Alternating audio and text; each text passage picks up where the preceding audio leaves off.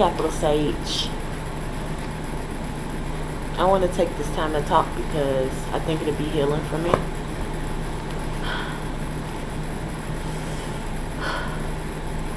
DCS took my child. DCS took my son away from me, and I am paranoid and distraught, and I decided it's just not fair anymore for me to keep bearing all my feelings and not doing anything with them. So I was like, you've been making all type of other content, go ahead and make a video. I've been it's been almost a year. They took him from me in September of last year because we were living out of my car in the desert. Somebody called DCS. Now, I can go into all type of theories about it, which I might do later, but I need to talk about it because how I've been dealing with it is just to keep living and keep growing and seeing what I can learn from it, seeing how I could be better from it, to see how any areas that I could improve in from it. The truth is, I am distraught. I'm terribly hurt about it. It is one of the worst pains I've ever felt in my life, to the point that I don't really know how to bounce back from it. I feel like I just been in a horrible car accident or something. The other day I was describing it to somebody and I said it feel like I got bit by a shark. And I just have to continue living and just being like, I got bit by a shark, you know? It's a really, really, really, really, really awful feeling. And still, 10 months later, I don't know when I'm going to get him back. And I've got a whole new place for us to live, all these things, and I'm just being kind of tortured about my son, about not having him, about just, he's in DCS custody now, and it's just now, I guess, kind of, you let him be taken from you, so now you're going to have to suffer. That's how I feel. Because at this point, I don't really know what the end, why it's taking so long. It's one of the worst pains I ever felt in my life. And I felt a lot of pain in my life. I felt a lot of pain in my life.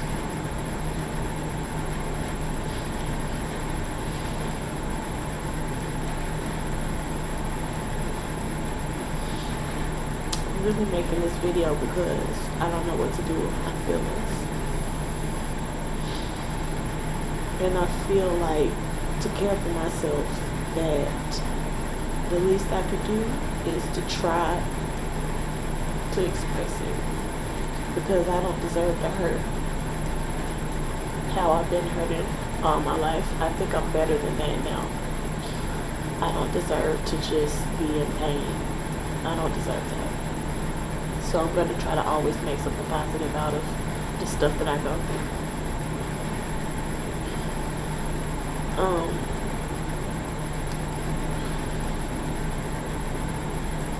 I did all this stuff for my son because of my ambition for God. I just wanted to know God. I wanted to introduce God to my son. And so I just wanted to live off the grid and not be in the matrix. I didn't want to raise him in the matrix, basically. And I'm starting to learn now that there was more going on to it. I'm starting to find out now that I had some emotional problems, which I knew, but I felt like the best way to deal with them was to go off by myself. But simultaneously raise my son off the grid. I just wanted to be free. Free from what? I'm not sure of yet. But I wanted to be free, and I wanted him to be free. One thing that I'm gathering is that maybe the fear of not being free attracted that situation to me and him, because I was so hell bent on being free that I'm now wrapped up, and so is he. Free boat, man. Free boat. Free boat, man. This is one of the most awful, terrifying feelings that I've ever had. I lost my father, and that has been a terrible pain of mine. My mother didn't love me, and that's been a terrible pain of mine. I've received jealousy, I feel like, my whole life, and that's been a terrible pain of mine. Terrible pain of mine. A terrible pain of mine. Just not being accepted anywhere. Anywhere. I've been accepted before, but I think that I've been so used to not being accepted that when I was accepted, I rejected it. Because I can think of a few places and a few times that I've been accepted, and I was just like, I'm the unacceptable. You know what I'm saying? But right now, I just had to make this video because my heart is broken into 6,000 pieces, and I don't think it's done. I think it might break some more, because as time goes on, my son and I just hurting, and I feel like it might be turning into scars, which scares me, terribly scares me, because all I ever wanted was for us to just be free, for us to just be happy, and for us to just be blessed, and to live a calm, peaceful, holistic life, only to have it turn into this. Like, let me tell you what happened. So we had been traveling the country and living out of my car, but we were camping. I was doing sovereign living with us, so we had inverters and tents and all this type of stuff, and batteries, and a stove, fans, like Wi-Fi, and devices. We were watching shit, listening to music, speakers, and all type of stuff. We had little toy microphones. We put on concerts outside for no reason,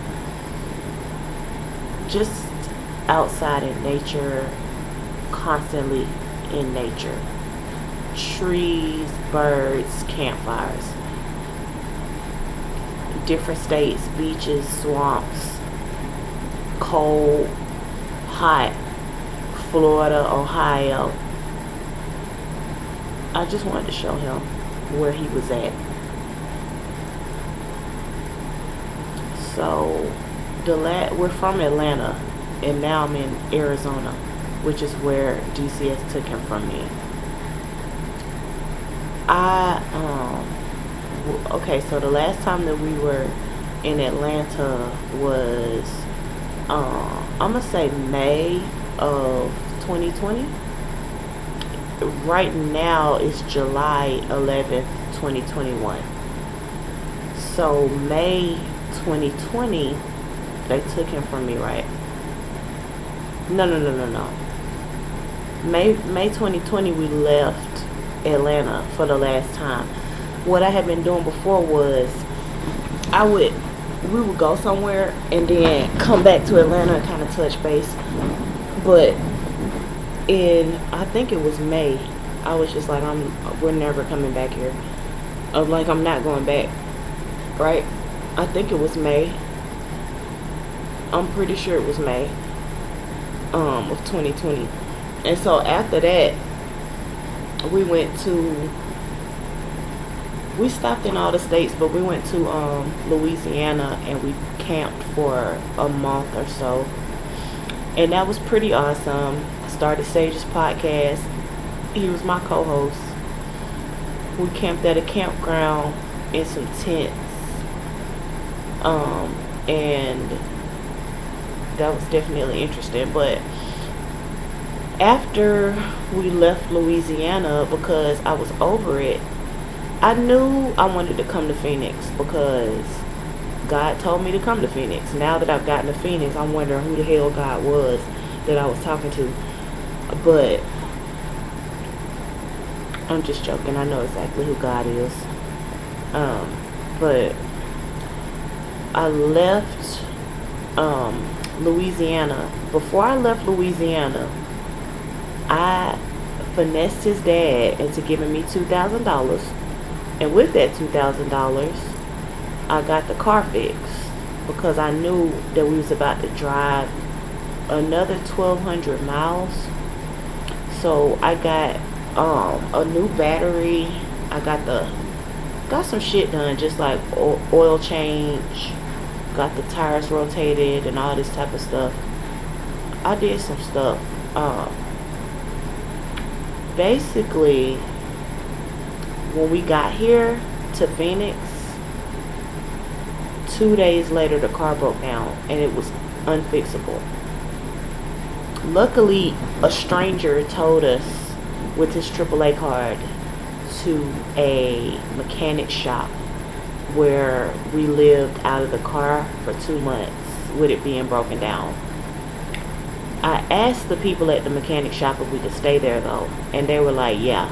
So they knew we were there, and we were just living out the car for 2 months. Cause basically I had shut down.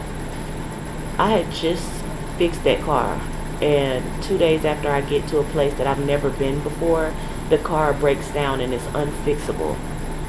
And that just like kind of spiraled me. I think I was already overwhelmed from having lived outside with a child and having to be the provider, the protector, the entertainment, the driver, the mother, the woman, all these things. I had to be all these things all the time. So I was pretty overwhelmed and exhausted.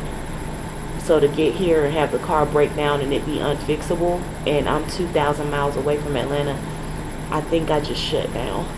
But just to go back a little bit before that, we left Louisiana. Before leaving Louisiana, I put about $600 into fixing the car.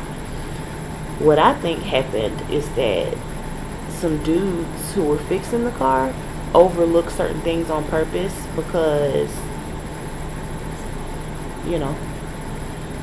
So when I got here, something that I specifically asked those dudes before I left Louisiana, if they had fixed it, they said yes, that's what was broken. So the car broke down, right? But before we got to Phoenix, we stopped in New Mexico for 3 days. That was mad interesting. But we made a little concert. So if I ever put this video up, the concert is on my YouTube page.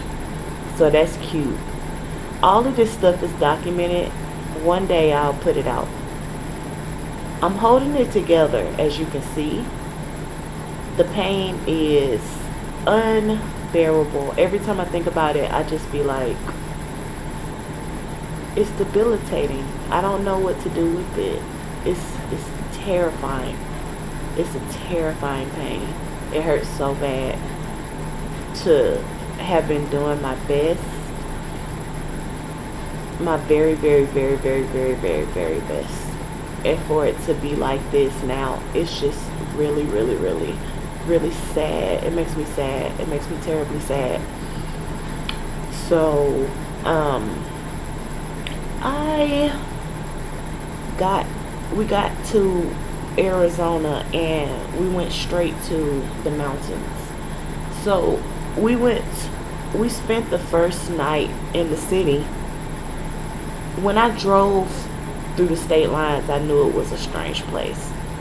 I felt it. We stayed in the city one night, and then I was like, fuck this, I'm going into the mountains. So we drove up into the mountains, and I'm gonna tell you a really ridiculous, really, really, really stupid ass story that caused the car to break down. We drove up into the mountains. I'm not a mechanic, right? So the car basically was starting to overheat, but I didn't know it because I'm not a fucking mechanic. But we drove up into the mountains in the white people area because white people have nice things. And so I always find my way into a white people area because I'm like, there's nice shit over here.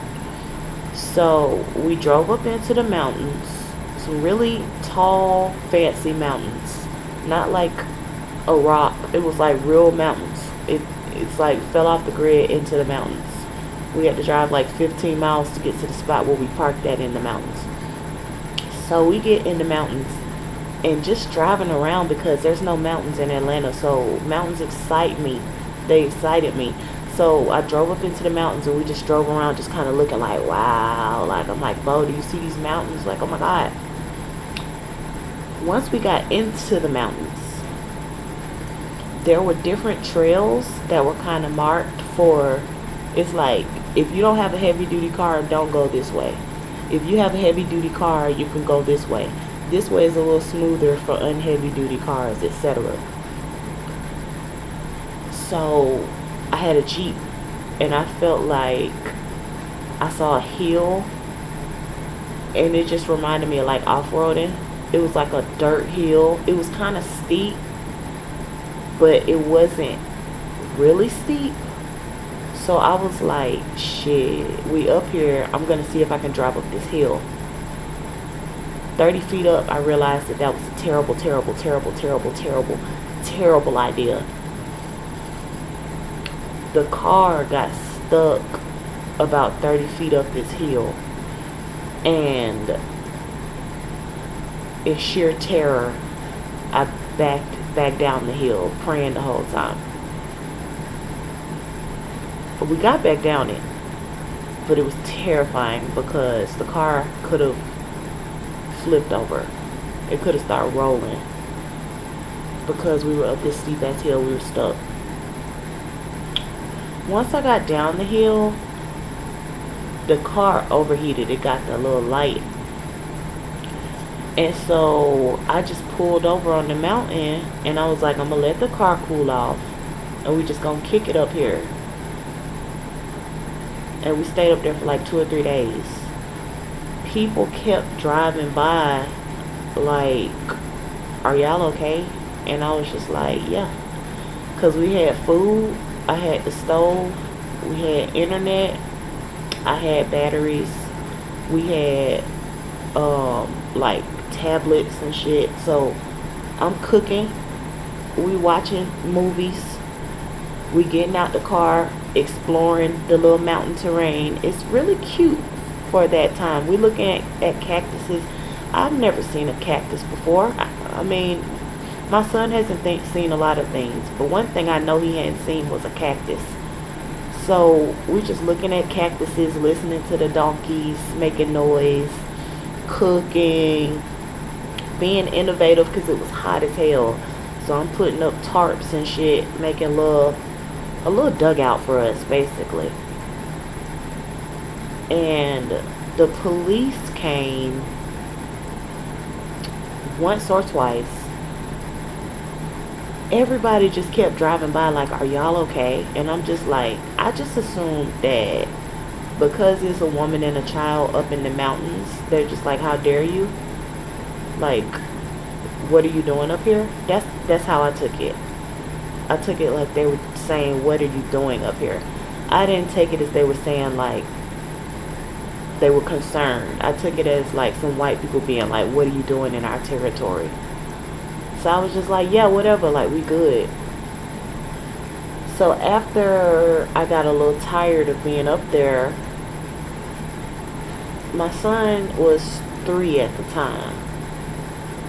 He was just kicking it. I don't know what he was thinking, but he was just kicking it. And we were having fun. I mean, singing, listening to music, eating.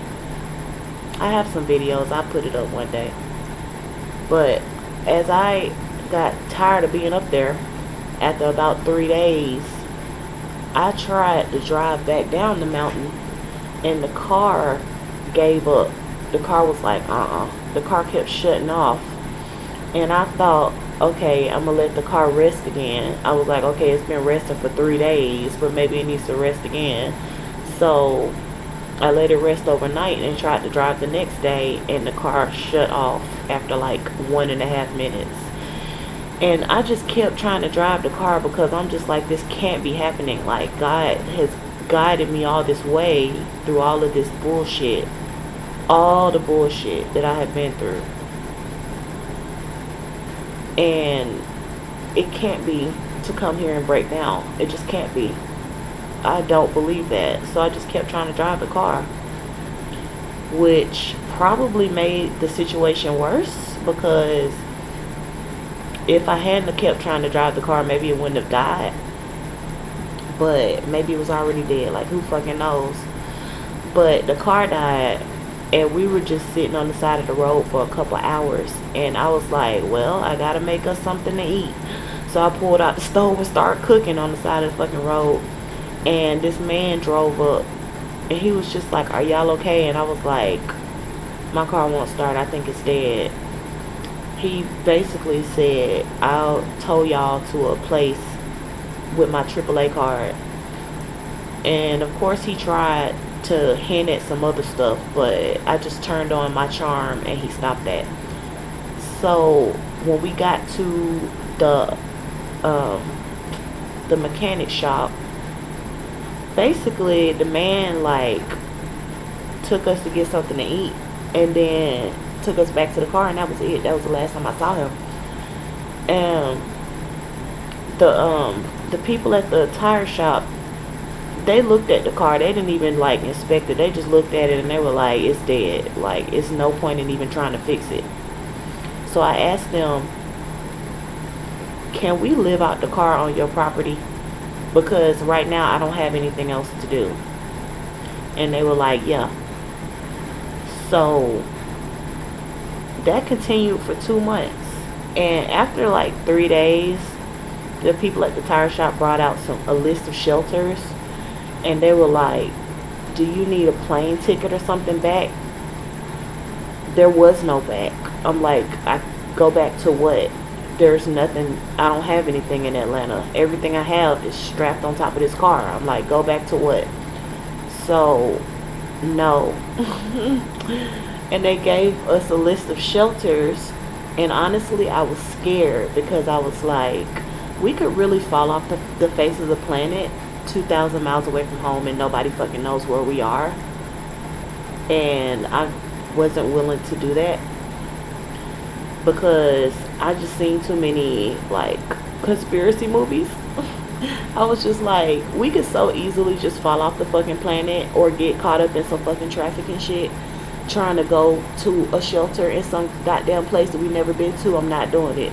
So I just decided we was gonna stay in the car because I had a way for us to bathe. We had a little camp shower. I had a way for us to eat. We had a little stove, and we had the internet. And as we hung out,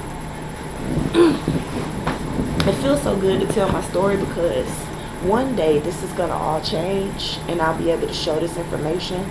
I ain't gonna show it now because it hasn't turned up yet necessarily.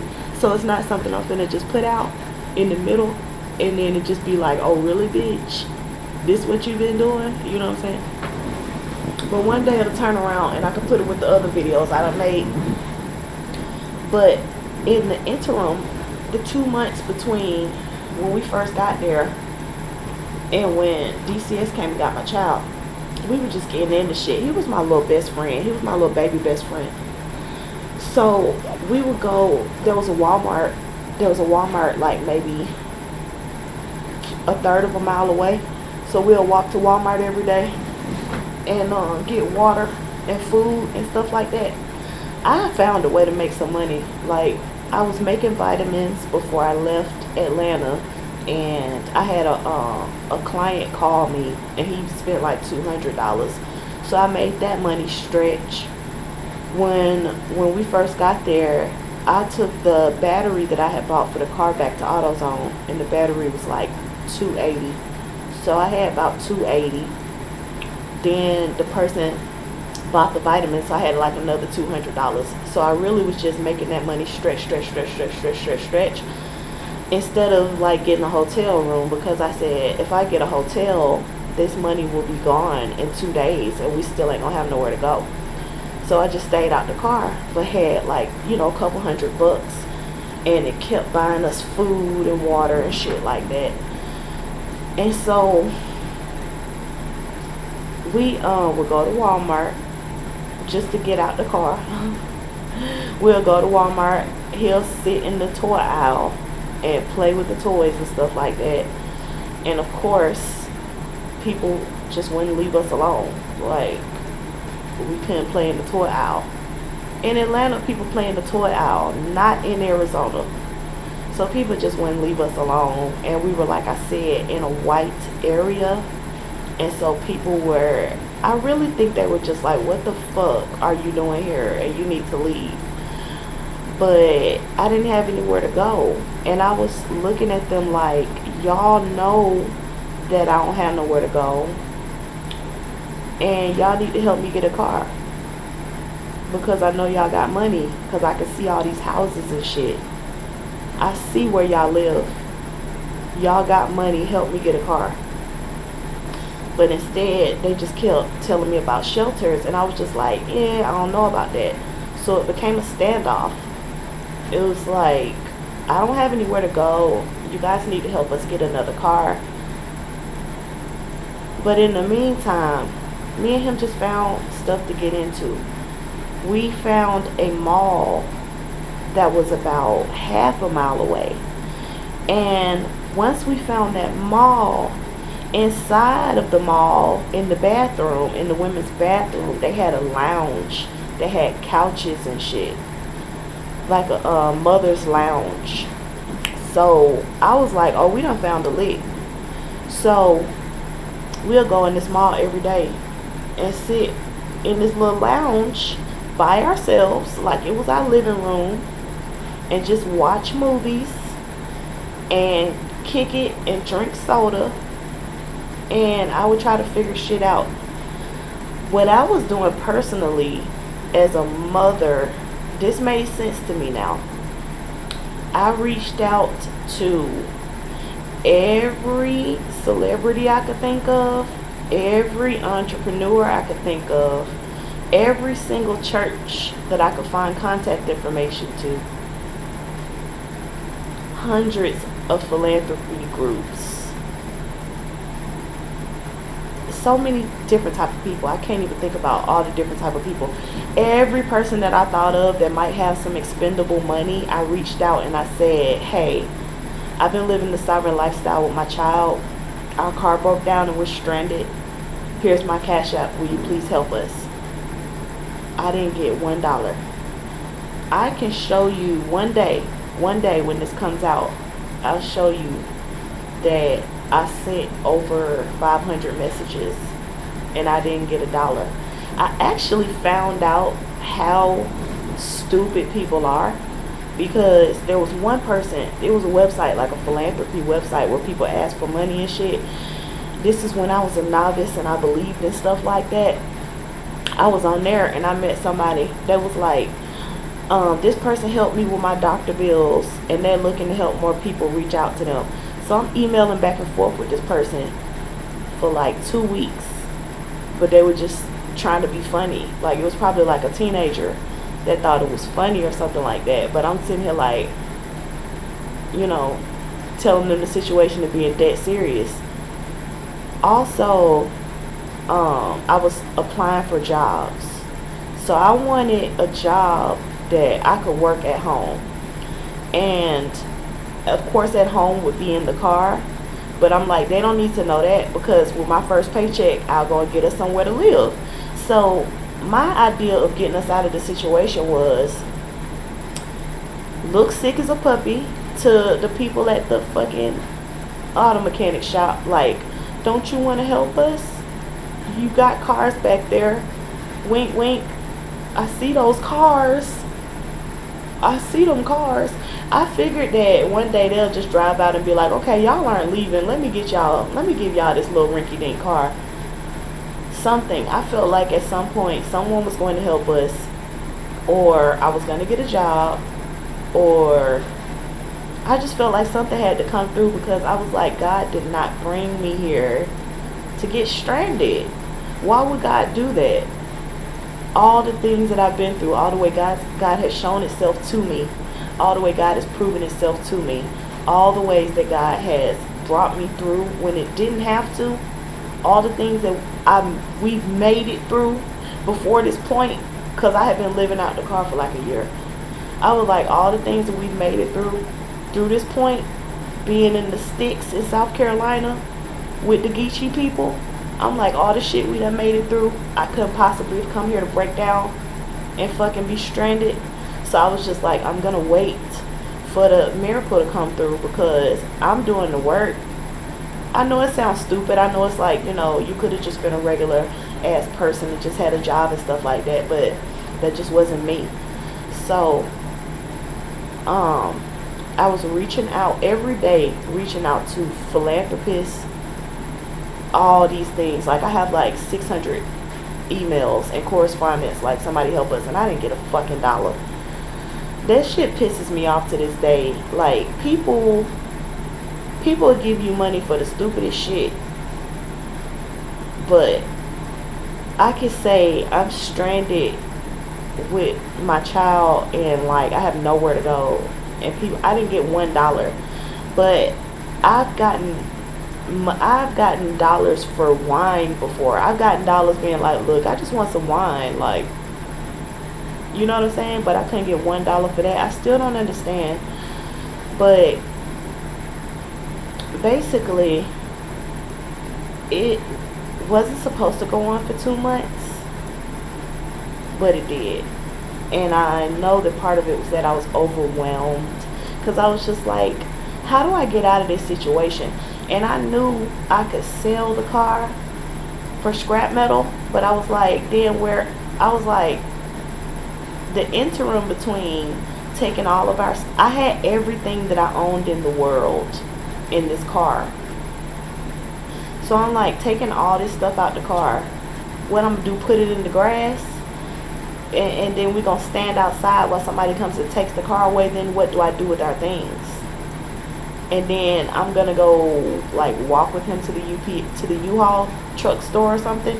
And then once I put the stuff in the U-Haul truck, where the fuck are we going? Because they only gonna give me $200 for this car. So I was just stuck. I was like, where could we go? Because to me, the shelters just was not an option, because I was like, I don't know these people. You know what I'm saying? And I know the shelters are crazy places. It'd be one thing if it was a shelter in Atlanta, in a place where I know how people act. But I'm like, I don't know these fucking people, and I know the shelters are crazy places, and so I'm not just gonna pick up and go there. And I know that doesn't quite make sense, because it's like, well, why would you come to a strange place?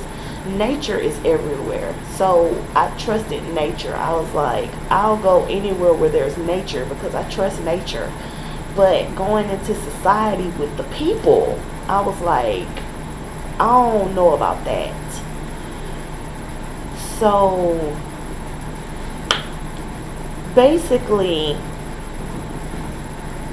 I feel like throughout time, the white people kept trying to scare us away, because people would come up to the car at night and shit like that. But when I got out the car, they didn't they didn't expect that part, so they would just leave. I guess they thought that when they came to the car, I was going to be like, no, I got out the car. I'm like, what the fuck is up? And they didn't expect that. So after them trying to scare me in all type of different ways, I didn't leave.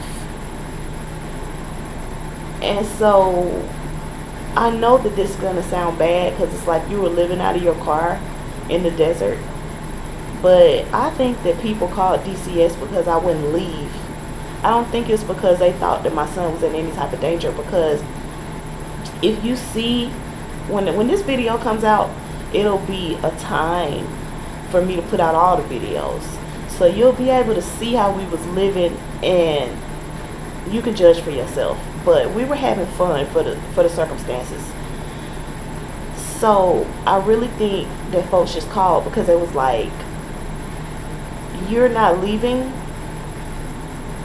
basically. So let me see if there's any other part I want to tell before they came and got my child. So we would spend a lot of time every day in the lounge at the mall. But a couple weeks before they came and got him, we found this water fountain in front of a very fancy apartment complex. And so we would just spend hours playing in this water fountain and like messing with the birds and shit. That was pretty fun.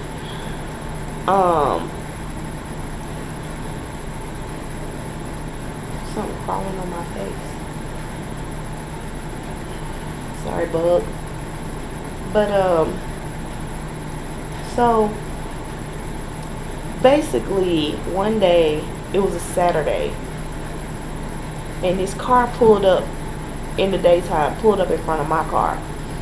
And the way that they pulled up in front of the car, I knew they was coming at me, because I was like, nobody would just park in front of the car that close like that.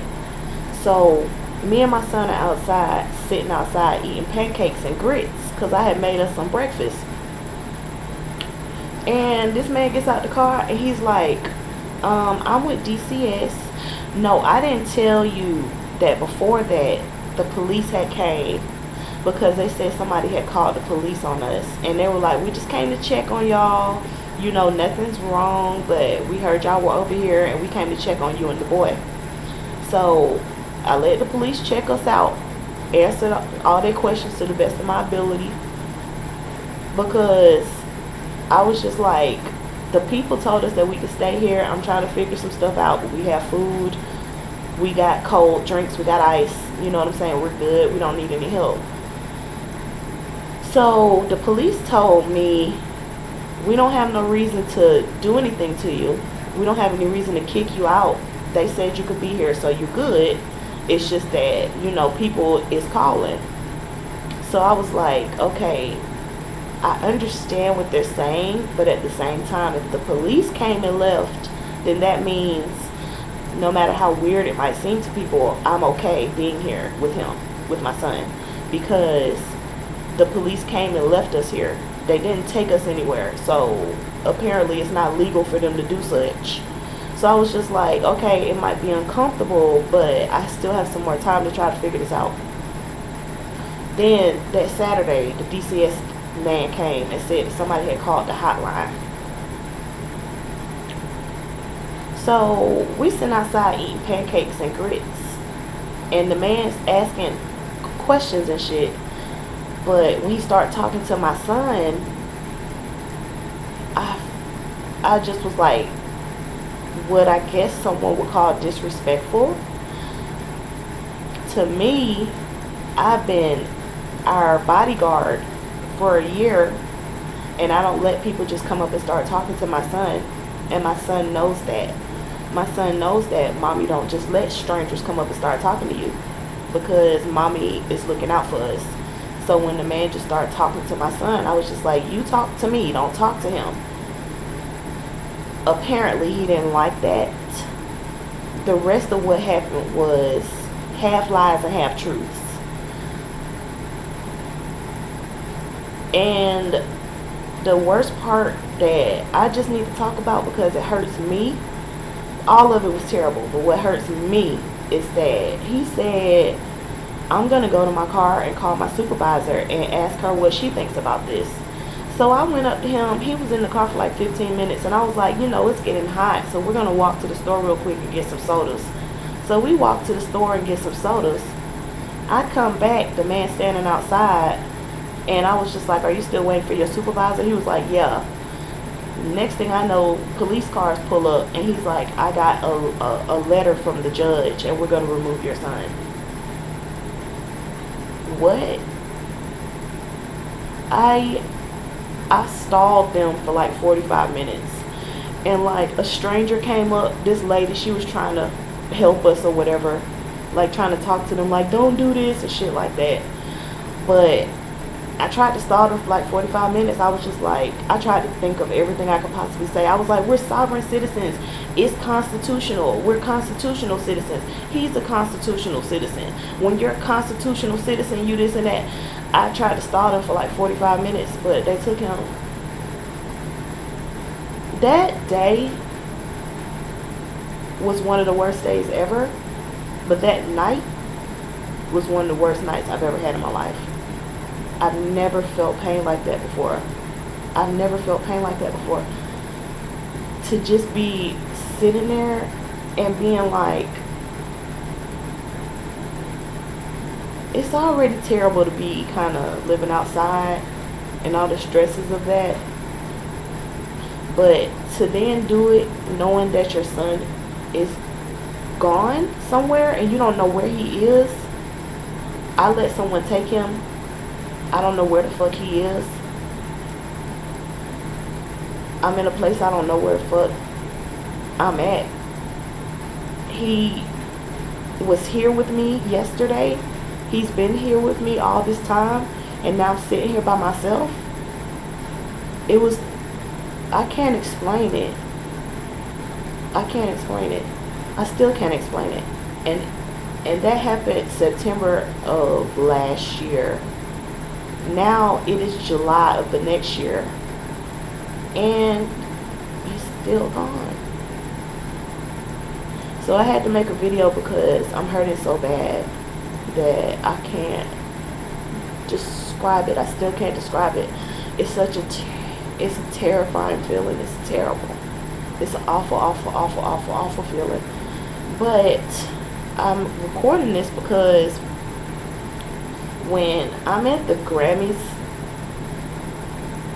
and shit like that, and I could make a documentary about what I did to get there as a God-fearing woman, it'll make sense at that point. So I'm making this video for me because I don't know what to do with my feelings about my son being gone out of my care and all the bullshit around it, all the bullshit before it, now and around it. Like, I don't know what to do with these feelings. So I just made this video because, at some point when I have a reason to put these videos out, it'll validate it somewhat that I went through this and it's on tape and I really went through this shit for what I believe in. Thank you.